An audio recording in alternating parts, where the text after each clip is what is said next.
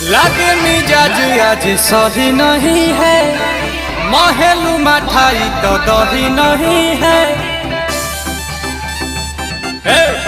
कहो लागे मिजाज आज सही नहीं है, तो का महलू मठाई तो दही नहीं